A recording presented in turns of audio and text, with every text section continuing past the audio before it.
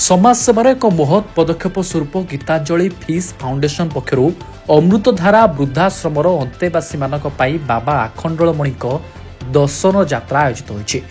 यह आध्यात्मिक यात्रा वयोज्येष्ठ मानक सम्मान और स्नेह प्रदान सह आरामदायक यातायातर सुविधा कर फाउंडेशन अध्यक्षा श्रीमती एस गीतांजलि कहते जे जीवनर सहायन वृद्ध वृद्धा को आध्यात्मिक आनंद और आत्मीयता प्रदान करने कार्यक्रम मूल लक्ष्य। मो एस गीतांजलि पीस फाउंडेशन रे चेयरमैन एंड मैनेजिंग ट्रस्टी। मो प्रथमे ईश्वर को धन्यवाद जनाऊँगी आउ गीतांजलि पीस फाउंडेशन पक्षर आपण मन को स्वागत हृदय स्वागत जनाऊँगी। सर्वप्रथम वृद्धा आश्रम अमृतधारा वृद्धा आश्रम रे आदरणीय डॉक्टर सरोज कुमार महापात्रा महाशय को मो गीतांजलि पीस और तांकर समर्पित दल को मो गीतांजलि पीस फाउंडेशन तरफ धन्यवाद जनाऊँगी। आज यही पावन यात्रा तांकर सहयोग जोगरे एटा सफल हो पारी। जदि से माने हमको सहयोग सेवा मार्गदर्शन न करी थांती ताले यही कार्यक्रमटा सफल हो पारि न थांता। आमर उद्देश्य अछि कि माँ माने वृद्धा माने जे माने अछंती सब बेले एकाके समाज एकाकी अनुभव करती से मानको केमिति आमे मुखर हस फुटेबा सम्मान दबा समाज रे जे जेमती कि समाज रे तांको समस्त सम्मान दउचंती ए बलिया अनुभव करबा ए उद्देश्य रे मु नै कि बाबा अखंडमणि धाम को दर्शन करिया भाई आनीची। आउ माँ माननको आजिका बहुत आध्यात्मिक शांति और सुख दिन तांकर भाई समर्पित दिन। आउ मु चाहूची तांकर जेमती मुखर हस आसी थाउ आउ तांकर आमी वृद्ध जन को जदि सेवा करिबा तांकर जे मुखर हसटा ही आम पई सबुठर बड़ प्रेरणा। किंतु वृद्ध व्यक्ति जनकर जदि आमे हाथ धरिबा तांकर माने आपण पाने देई परिबा ताले ताठार सर्वश्रेष्ठ सेवा और सत्य मानवता आउ किछि नाही।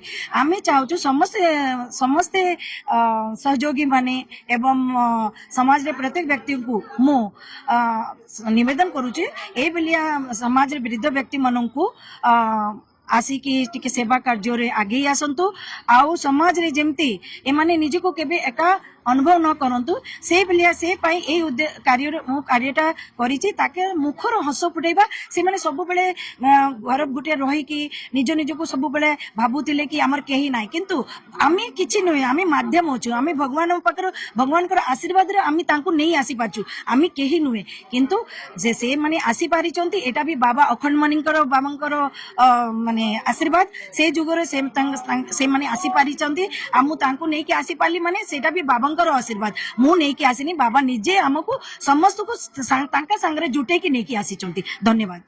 सहदेव कोंटा बालेश्वर अमृतधारा वृद्धाश्रम आरो आसी आमको आनी आज आमर जो गीतांजलि एस गीतांजलि मैडम से आमर वृद्धाश्रम रो समस्त कर्ता मानकु एवं आमर समस्त जो ये माने अछंती वृद्धा एवं वृद्ध माने अछंती समस्त को से आज आम पाखु आनी जो आखंडमणि दर्शन करवा एवं गाड़ी करी एसी गाड़ी करी एते प्रकार सुविधा करी जो हमको आनी एठी प्रसाद बंटन खइबा एवं जतिक टिफिन अन्य भल मद समस्त सुविधा करथिबा सेति पे हम तरफ एवं आम मेंबर मानक तरफ बहुत बहुत धन्यवाद। भगवान तांकर मंगल करंतु आमे आशीर्वाद करू आमे मध्य आशीर्वाद करूछु एवं भगवान तांको जेमिति आशीर्वाद करिवे से भविष्य रे एमिति तांकर सब दिन सेटा चलीथिबो से तांकर भविष्य अनुष्ठान जते ऊपर जीवा पई मो आखंडमणि ठारे प्रार्थना करुछि से आहुरी उन्नतर उन्नति करंतु एवं सब बेले एमानको आनंतु विभिन्न संस्था रे समस्त को आनी हम दर्शन करेले बहुत उपकृत हेबो। धन्यवाद धन्यवाद। जय बाबा आखंडमणि हरि बोल हरि बोल।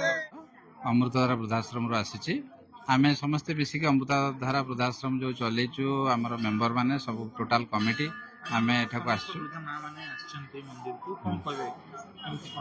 देखो आमर जो मौसा मौसी मैंने अच्छा से बहुत आशा और स्वप्न थिला दीर्घ दिन से केवे आसी पार नथिले एवं आमे भी एते व्यस्तबहुल समय भितर केवे आसिया पई साहस कर नथिलु। जाहो आज गीतांजलि पीस फाउंडेशन तरफ से आमे समस्त मिसिकी सब मौसा मौसी मानक एवं समस्त मेंबर मैंने आसी आखंडमणि दर्शन कलु एवं बुलिकी विभिन्न प्रकार आयोजन करिछु एवं आहरी आगो को बढ़िया बढ़िया प्रोग्राम सब अच्छी आउ आम आश्रम तरफ अमृतधारा चैरिटेबल ट्रस्ट तरफ गीतांजलि पीस फाउंडेशन को अशेष धन्यवाद। यही कहबी। आज जे आसीचु आम बहुत दिन आसिक माने आश्रम वृद्धाश्रम रहीचु केउठी गोटे बुलिया को जीवा मन हुए किंतु से सुযোগ मिले ना। गीतांजलि माँ खाइबा को देते जाइए कहले खाइते देले तापर आम मेंबर मैनेजर कहले मेरे को बुलेवा को नहीं जाइथंदी माँ मेटा को कौन माँ मैंने जी गोटे ठाकुर स्थान को घर आम बाबा माने आखंडलमणि देखी ना शुणीचु बहुत दूर तो आम घर जीव आमर कहले हाँ मेम्बर मान सहित जोगाजोग करके आज माँ घिनिकी आमको आसछंती बहुत खुशी घुरुचु पूजा भी देले दर्शन कर हाँ दर्शन कर सारी दर्शन भोग खाई आसलु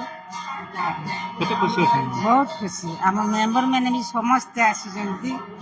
ଏହି ସଫଳ ଆୟୋଜନରେ doctor Saroj Kumar Mahapatra, secretary Shrimati S Lakshmi, ଟ୍ରଷ୍ଟର ବୋର୍ଡ ସଭାପତି ଶ୍ରୀ ଏସ୍ ଲୋକେଶ୍ୱରଙ୍କ ସମେତ ଅନେକ ସଦସ୍ୟ ସହଯୋଗ କରିଥିଲେ।